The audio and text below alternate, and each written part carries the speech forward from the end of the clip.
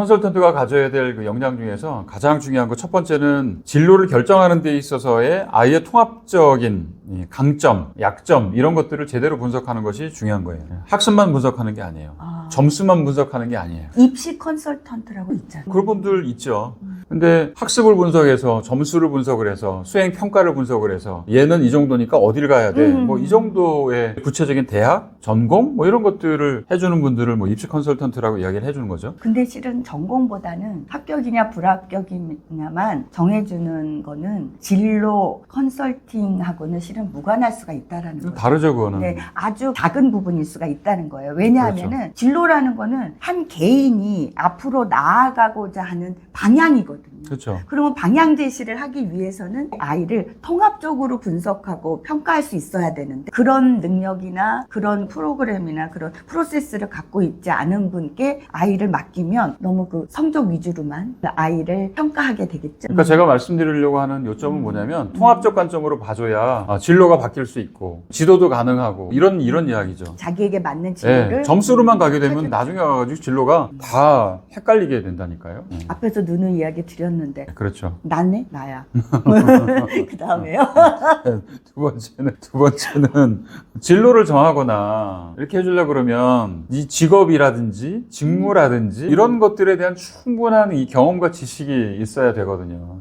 그래야 설명이 가능하죠. 그 아이에게 어떤 걸로 가라. 그래도 그 아이가 그게 뭔지를 모르면은 못하잖아. 그렇죠. 적절한 사례, 생생한 경험들을 통해서 설명을 해주고 여기서 가장 중요한 부분은 이런 거야. 단순한 이런 객관적인 설명이 아니라 정작 중요한 거는 걔 똘망똘망한 그 눈빛을 쳐다보면서 얘가 관심 있어 하는 게 사실적인 내용이야. 얘는 중요해. 돈에 대해서도 세부적으로 알려줄 필요가 있는 거예요. 보상이나 뭐 그런 부분들도요. 네. 이러한 직간접적인 경험, 그다음에 이론적 배경 이런 것들이 충분해야 아이한테 잘 맞춰서 설명을 해줄 수. 맞아요.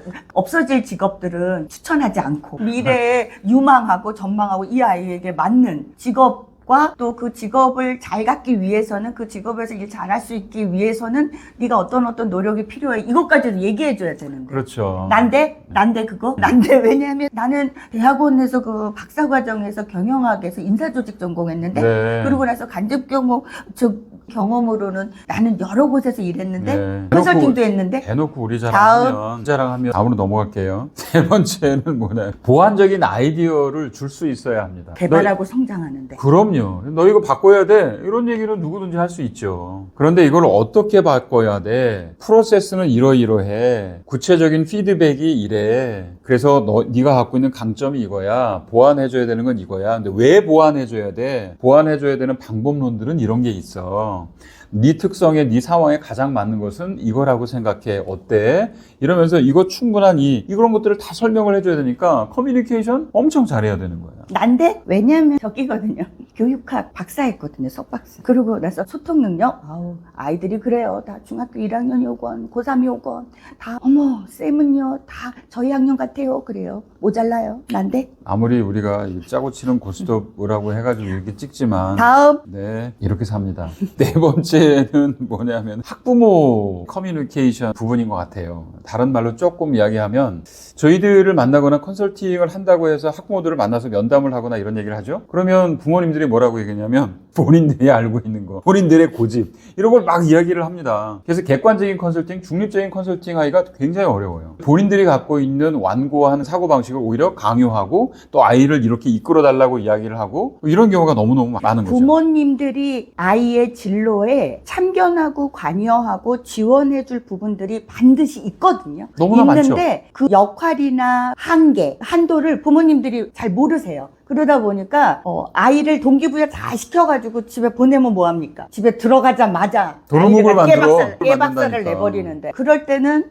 부모님들하고 얘기를 굉장히 많이 해야 되더라고요. 어떤 경우 케이스 바이 케이스지만 부모님들 아이가 어떤 부분에 대해서는 힘들어한다. 그것도 그냥 아이의 어떤 감정을 대변하기보다는 좀 교육학적인 입장에서 부모님들의 성향을 파악해서 부모님들이 해줄 수 있는 최대치를 끌어낼 필요가 있거든요. 그래서 부모와 아이와 전문가가 같은 곳을 바라보고 같이 아이를 위해서 노력할 때 각자의 역할을 잘 해낼 때 그 아이가 성공하는 거거든요. 그러니까 부모님이 네. 전문가인 저희도 못 믿고 또 애도 못 믿는 거예요. 맞아요. 그러니까 아무 대책이 없이 그냥 집에 가면 지가 하고 싶은 얘기 얘기해버리는 거야. 요즘에 말하면 답정너. 답정너. 정도 부모가 되는 거죠. 그래서 아무 생각 없이 이야기해버리면 공든탑이 전부 다 무너져 버리는 거예요. 그래서 진로 컨설턴트는요, 가장 그 부모와도 소통이 잘 되고, 아이의 어떤 그 본질적인 부분들을 파악하기 위해서, 또 아이에 대해서 정말 객관적이면서 아이의 그 진로에 꼭 필요한 그런 요인들 발견하기 위해서 정말로 양방향 그 소통을 잘해야 된다고 저는 생각합니다. 그러니까 질적인 커뮤니케이션 소통도를 높여야 맞아, 되는 거예요. 맞아. 난데? 네, 마지막. 뭐냐면 저는 부모님들이 자꾸 물어보는데 나한테 뭐냐면 이거 어떻게 할까 저거 어떻게 할까. 처음에는 그냥 선생님이 알아서 하세요 이러다가 그러니까 점점 시간이 점점. 많이 걸려. 맞아, 시간 많이 걸리고 힘들어. 시간이 늙어. 많이 걸리고 네. 힘들어. 그렇지만 난데 다음. 마지막 말씀드리겠습니다. 한마디로 끊임없는 모티베이션을 해줘야 된다는 거예요. 그래서 아이의 길을 자꾸 살려줘야 됩니다. 보세요. 애가 처음에 중학교 때 들어왔다가 점점 뭡니까? 학년이 올라가면 올라갈수록 한이 이렇게 파동이 생긴다니까요. 맞아요. 사춘기도 심해졌다가 감정의 굴곡도 있다가 여러 가지 상황이 계속해서 바뀌는데 이때마다 계속 봐주고 관찰해주고 기가 살아나갈 수 있도록. 도움이 필요할 땐 도움 주고. 그렇죠. 그래서 점진적으로 매일매일의 전진이 일어날 수 있도록. 아, 너무 좋다. 네, 이거 프로그레스 논리예요. 이 동기부여에서 가장 최근에 핫한 이야기. 전진이 일어날 수 있도록 전진을. 피드백을 주고 감성 관리해주고 이렇게 해주는 거. 아, 너무 좋다. 이거 뭐 거의 제2의 부모 역할인데 이거? 난데? 이거 어떻게 해? 난데. 아이들이요, 어떻게 된 게 컨설팅이 끝났다고 그래도 계속 연락 와요. 새벽에도 연락 와요. 선생님, 이런 과제가 나왔는데 전공하고 연결하래요. 진로랑 연결하래요. 선생님 어떻게 해요? 이럴 때 뭐랑 해요? 이거 어떻게 써요? 연락해요. 그러면 아이한테 맞게끔, 전공에 맞게끔 제가 다 처음에 요런 단계로 요렇게 쓰면 돼. 그리고 선생님의 이야기는 선생님이 하신 얘기는 이런 거야. 그래가지고 이해하는 법까지 다 말해줘요. 그러느라고 잠을 못 자네? 난데?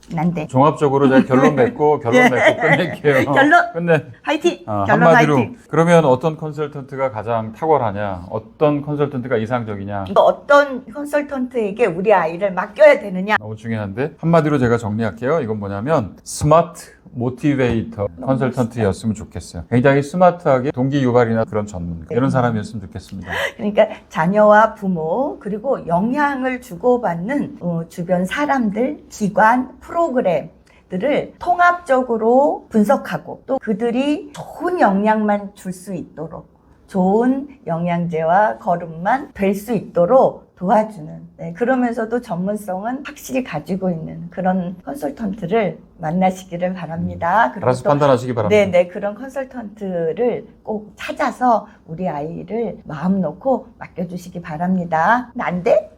감사합니다.